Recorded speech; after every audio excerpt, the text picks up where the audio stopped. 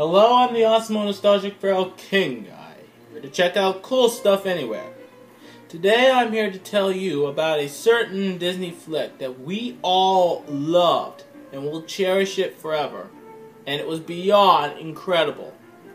And what was it, you may ask? I'm talking about Disney Channel's Disney's Descendants. I know we had to wait for another summer next year to see Descendants 2. But the ideas and choices that they're going to bring in and make are going to be so unfair, funny, epic, romantic, funny, and I think average. Same as this movie I'm going to review. This is absolutely the most anticipating Disney Channel flick of all time. Heck, it's even on Instagram, Twitter, anything. I hope it might be on Facebook. Before Descendants came out, the people went insane. Before that, everyone very much loved the idea of the kids of Disney heroes and villains. I mean, come on! I even made a crossover fanfiction of both the movie and Ever After High. It's true. Link below. This movie had also got 6.6 million views. There was also 2.3 million views on the movie in the Watch Disney app even before it was on TV and on DVD. There was even 12.2 million people who watched the premiere, and now we got 18.2 million views so far.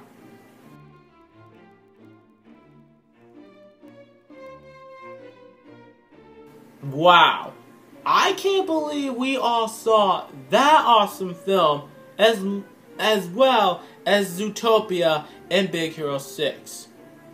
What the smurf have we done, folks? Well, I'll tell you what though. Why don't I just explain why I love this film?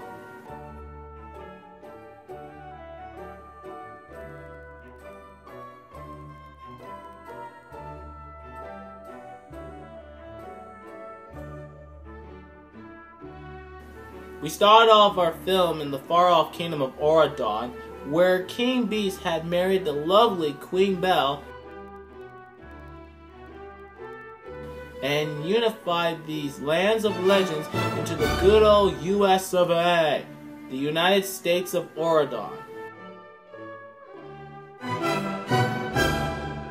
And then he rallied up all the villains, bad guys, and evil minions and booted them off to the Isle of the Lost. With magic out of the way, except for some recent occasions, a modern era of peace and prosperity for Auradon had finally come. Until this happened. And by that, we see Prince Ben, the son of Belle and the Beast, played by Mitchell Hope, ready to be crowned king, and he chose his first proclamation that the four selected teenage children of the most evil villains should be given a second chance to live in Auradon.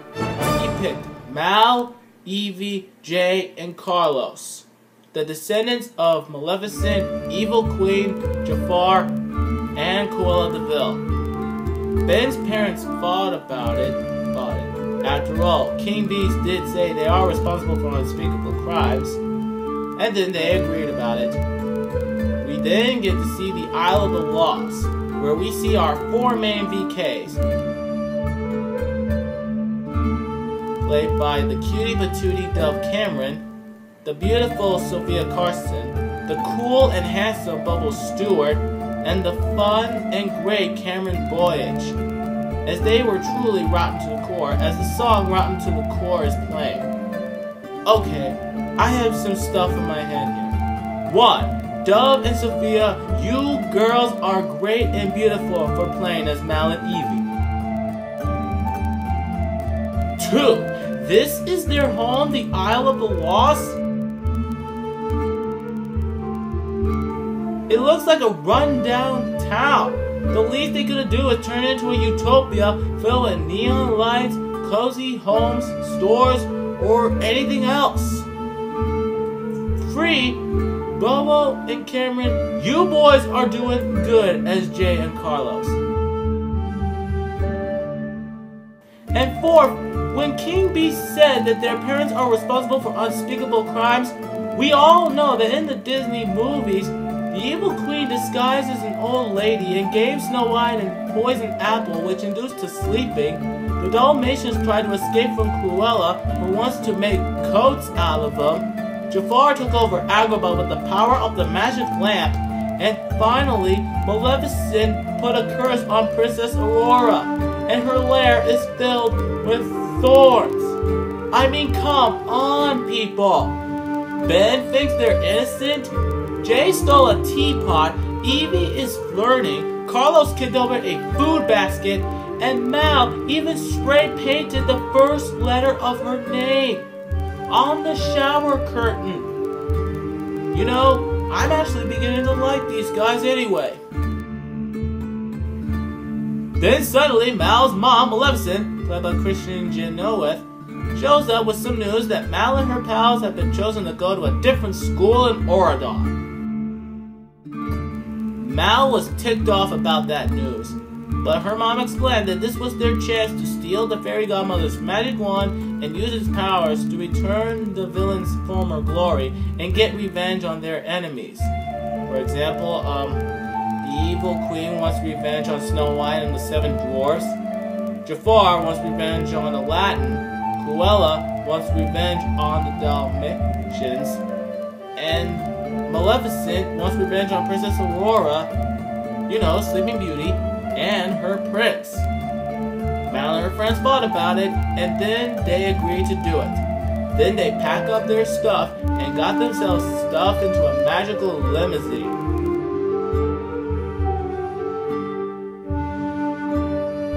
And so began their mystical journey.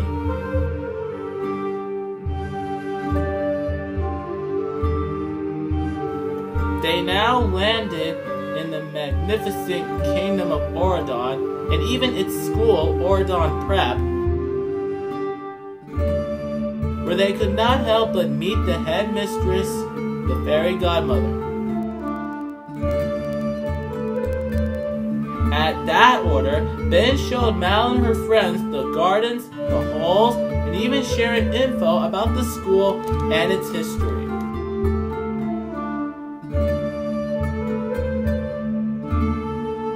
Yeah, we even know its history thanks to this book here.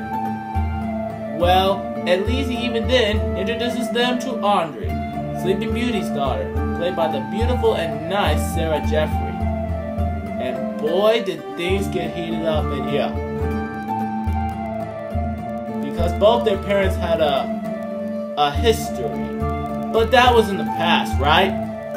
As Fairy Godmother said, don't focus on the past or you'll miss the future. Then there's Doug, Dopey's son, played by Zachary Gibson, and Cotton. I think Doug got his eyes set on Evie when he went nose to nose with him. Oh my god, I think Doug likes Evie now. Well, anyway, RVKs don't have time for checking out their new dorm rooms.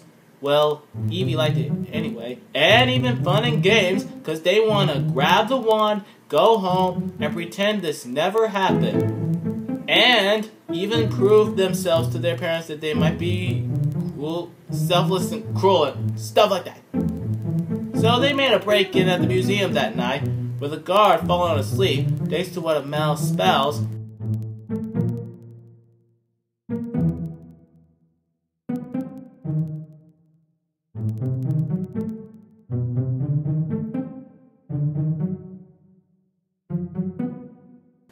They then see some wax figures of their own parents at a room called the Gallery of Villains. Really, Auradon? You just got the VKs all spookified and shocked to see these statues of their own parents. Carlos will never forget Mother's Day again. Anyway, as the others went to the other room, Mal imagined asking her mom what to do. And what was it? Sang another song evil like me. Come on, I already got one song crossed off my list. I don't need another. But Mal and the others, Mal's weren't sure they want to rule the world anymore. Well, Mal doesn't want to rule the world anymore. Or does she?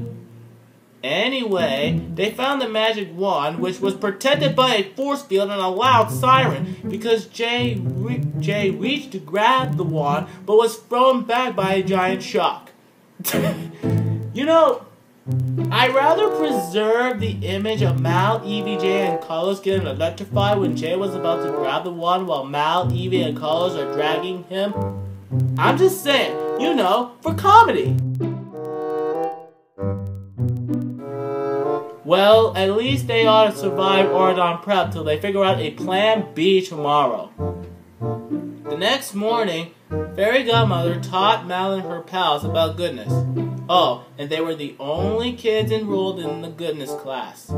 Then Jane, Fairy Godmother's daughter, played by the nice and sweet Brenda DeManico, shows up with a clipboard for her to sign off on early dismissal for the coronation. And Jane was frightened to see Mal and her friends, because Fairy Godmother kinda might have told her a few too much bedtime stories about their parents. I was thinking about one scene being when Carlos sees Jane, he might look confused and fell in love. Oops! I'm sorry about that. Did I mention I'm a Jane-los or Kane shipper? You know, Carlos and Jane being the perfect couple when I'm now a fan of this movie. Yeah, I think I might notice that. Well, Mal and her friends soon settled down into their life in Auradon, as Jade and Carlos were on the tourney team, the Fighting Knights.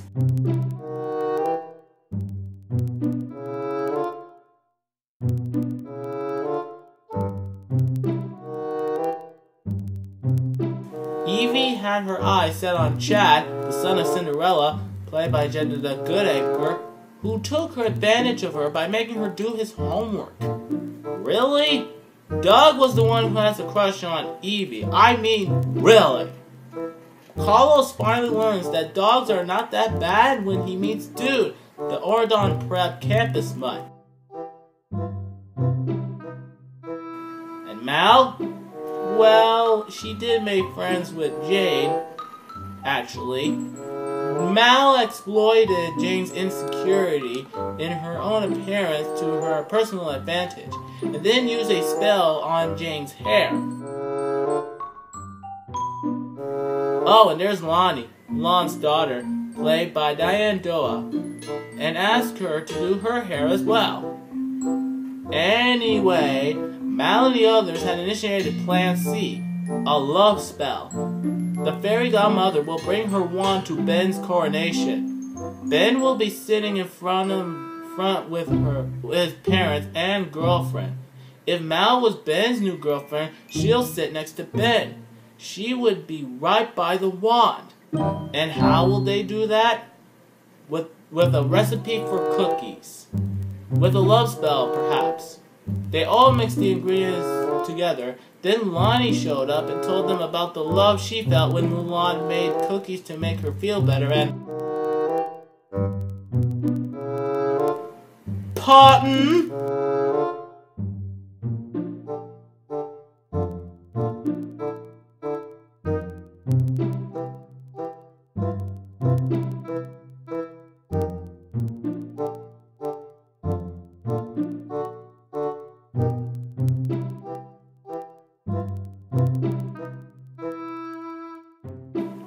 You mean to tell me that Mal, Evie, Jade, and Carlos had never known what love is? Not even the love from their own parents?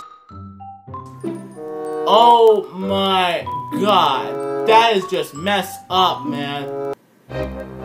Well, the next morning, Mal gives Ben the cookie with a love spell.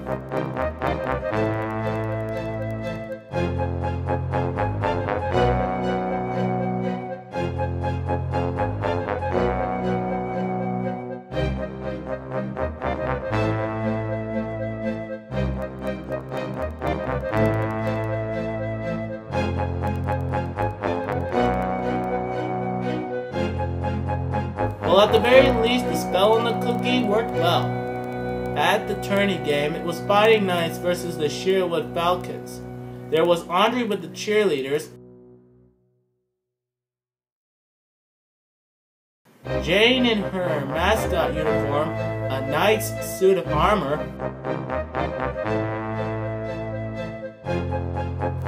Jay and Carlos are in the game, and Mal and Evie are in the bleachers with Lonnie. As the game goes on, the Fighting Knights seem to finally have the upper hand. They won the game, and then Ben stood in front of the entire student body and sang a love song to Mal. Maybe the love spell on that cookie worked a little too well. As Did I Mention plays. Why does everybody have a song in them? Doesn't anybody just say yes or no anymore? When I listened to that song, I felt energetic and alive to listen to that. You know what else would be better? That it should have the song Love Machine by The Miracles from 1976 during this scene. Again, for comedy. You know, for comedy, for God's sake. Anyway, Ben invited Mal to go to the coronation with him. She said yes. Andre goes to the coronation with Chad, which makes Evie upset. I'm sorry, Evie, but you had your chance with Chad, because I think he took advantage of you to do his homework. Hello! Doug loved you, Evie! You know what I'm talking about? Then all of a sudden, everything went downhill for the BKs. At least Jay and Carlos won the tourney game with the team.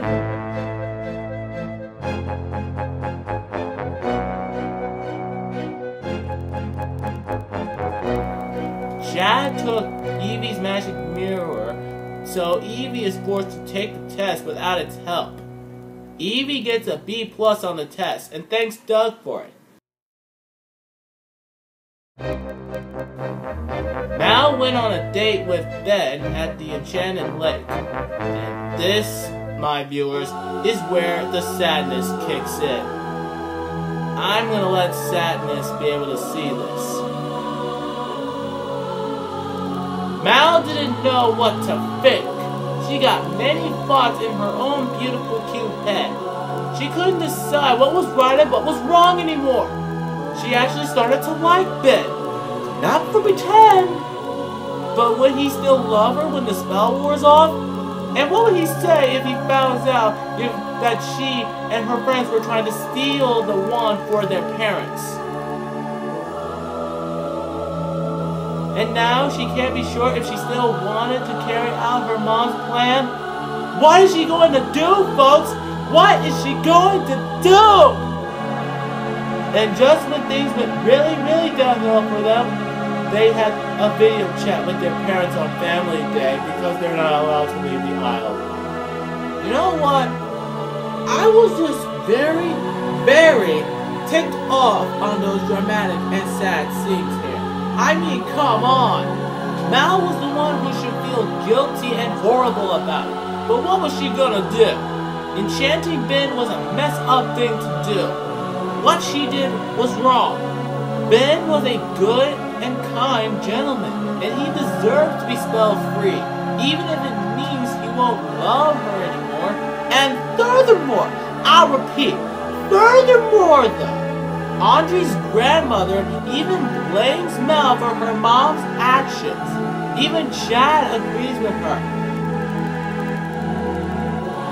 Evie had even just sprayed him with a sleeping potion, for she called him the biggest jerk in the land.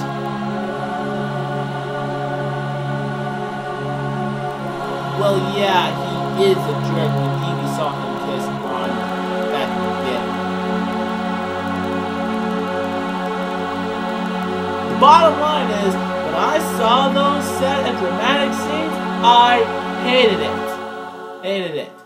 Really, Disney Channel? Really?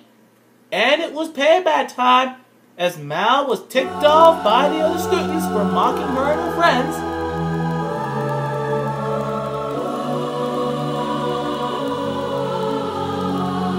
she undo Jade's hair?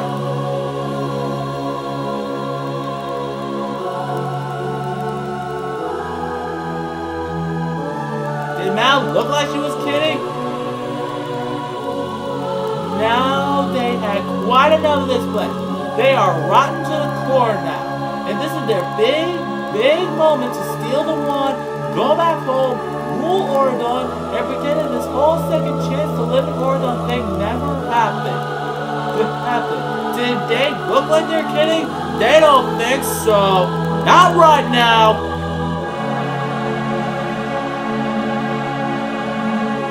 Everybody goes nuts over this, so I'm gonna let the fans explain it on the comment section below, while I'm just gonna keep doing the review, alright?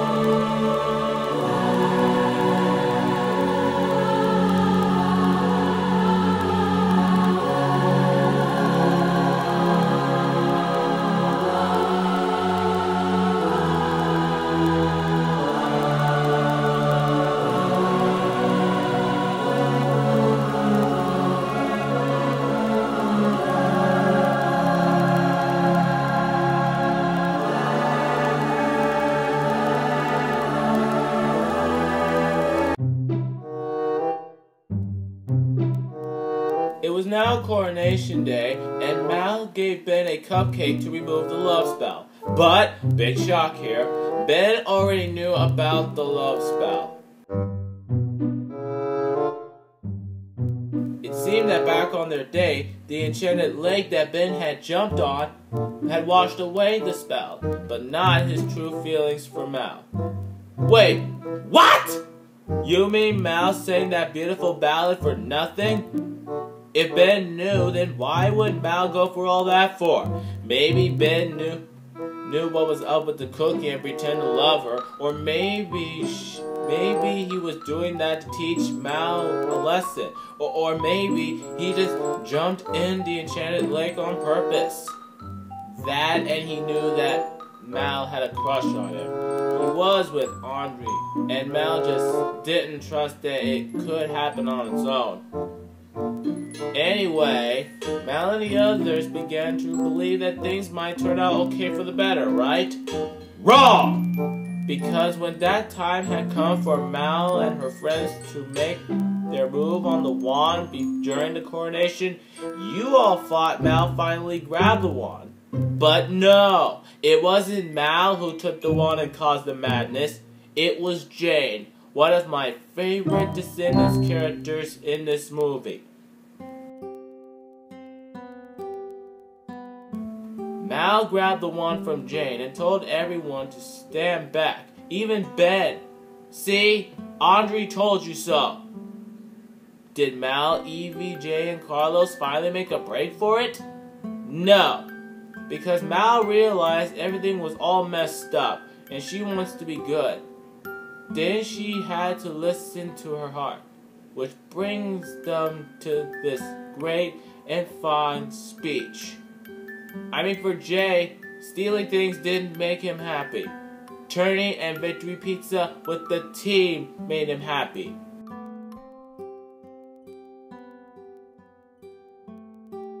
For Carlos, scratching dude's belly had made him happy. Who would have thought about it?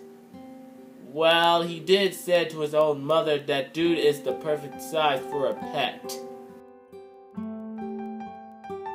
For Evie, she did not have to play dumb to get a guy, for she is smart. And for Mal, she didn't want to take over the whole world with evil. She'd rather go to Auradon Prep and be with Ben.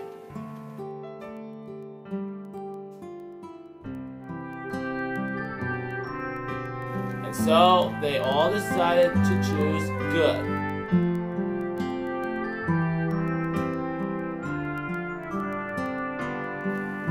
So let me get this straight. They don't have to worry about how mad their parents are going to be right now? If so, I'll take it. It's fine.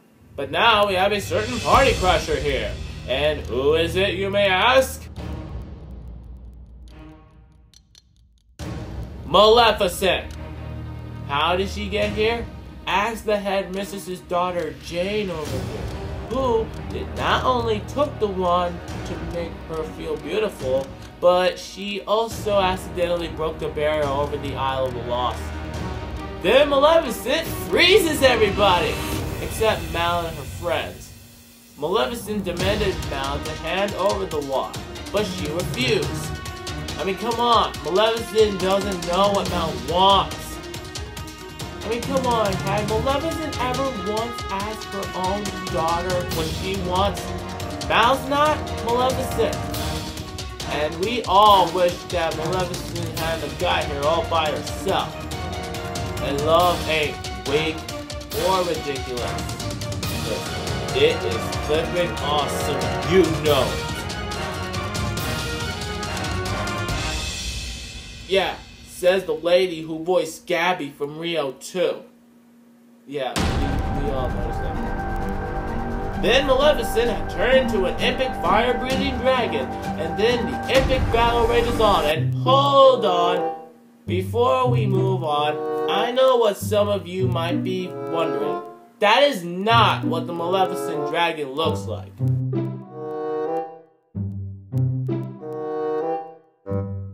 No? What did you expect? The one from Disney's Sleeping Beauty? Well, why on earth would that look anything like the one from Disney's Sleeping Beauty?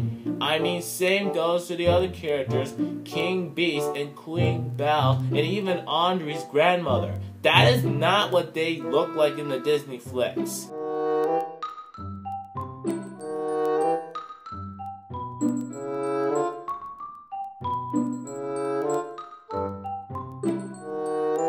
But where did this CGI/3D dragon come from? Well, the point is, this ain't no melon contest for how much stuff they want to jam in this movie. We only love these characters because they were given the time to develop. But just because you gave them the same name doesn't mean they don't look like the same characters from the Disney movies. Anyway, Mal, Evie, Jade, and Carlos finally stood together as one, and it was Mal who won the final battle, where she chanted a powerful protection spell yet.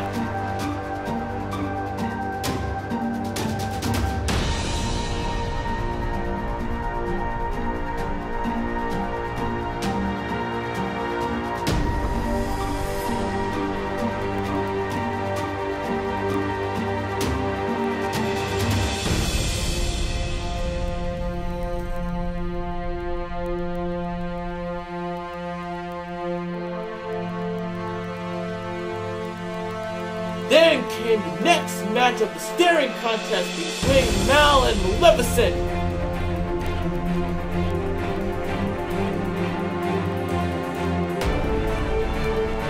Then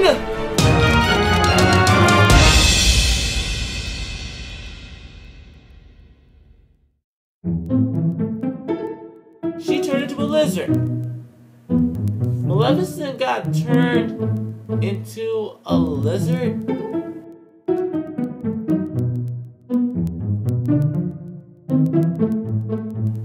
Well, where there had once been a dragon, there is now a tiny lizard. Okay, so, just to clarify, the Disney Channel's groundbreaking movie that everyone are blown away by how awesome it was, has everything back to normal. Mal and her friends deserve an A in goodness class. Everyone celebrated, and Mal and her friends resolved to be good guys. Then in the end, the whole Auradon student body began to set it off and partay as the final song Set It Off ends. plays. It was a hip-hop fairy tale rap, as Ben trolls Mal, Evie danced with Doug, Jade danced with Andre, and Carlos danced with Jade. Fireworks exploded and music had blasted to honor the epic triumph of Mal and her friends, and all of Auradon.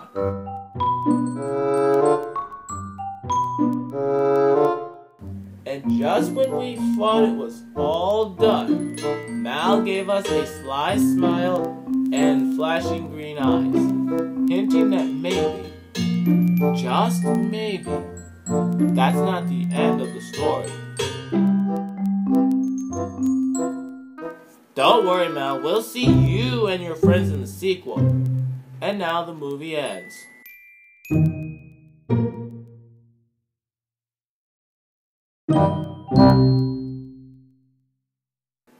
So that was Disney's Descendants, and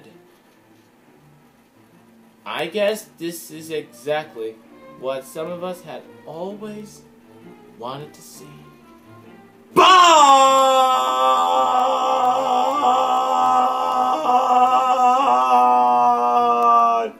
you know what I want to see? I want to see Mal and her friends realize that Auradon is not a bad place after all, and they forget Maleficent's plan. But now I can't. Well, a little bit. I want to see them sticking together as one in the ultimate final battle, and then Maleficent loses the staring contest and got turned into a lizard. But now I guess I kinda did. I want to see the interaction between Carlos and Jane to see that they are a perfect match for each other in this movie, according to the trivia of the book, Return to the Isle of the Lost.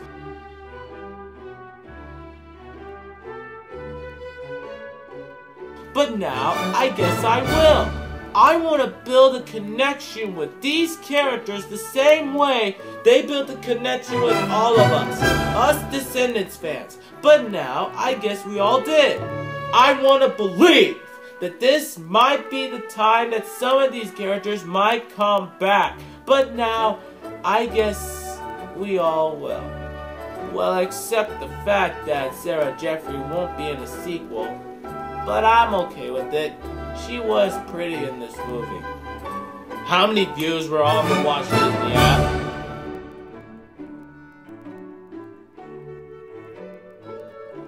$2.3 million views. And how many do we have them all together?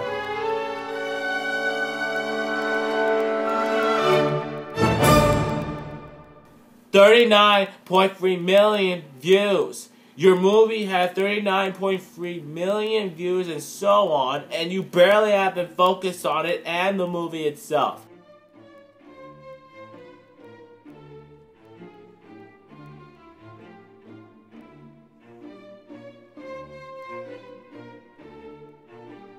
You know what I want to see? I want to see you earn this movie's most epic achievement and accomplishment. This isn't Ever After High or Once Upon a Time. This is Disney's Descendants. It deserves our time and respect.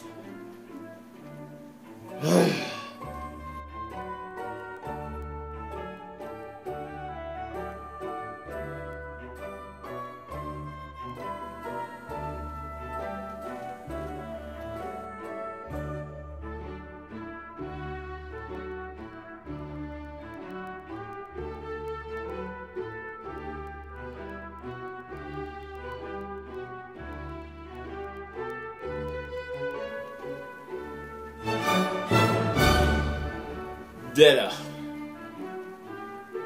Don't get me wrong, as much as some of those scenes are fine, there are some that were kinda pretty amazing. The dancing, the music, the action. Dove and Sophia as Mal and Evie. Bobo and Cameron as Jay and Carlos. Mitchell as Ben. Sarah as Andre. Brenna as Jade. Zachary as Doug. And Diane as Lonnie. This movie would have been more than enough, but it is awesome and all, and I was glad I saw it on DVD once. I even loved the bloopers, the set it off behind the scenes special, and even the Rotten to the Core choreography of Did I Miss? I did watch those on YouTube.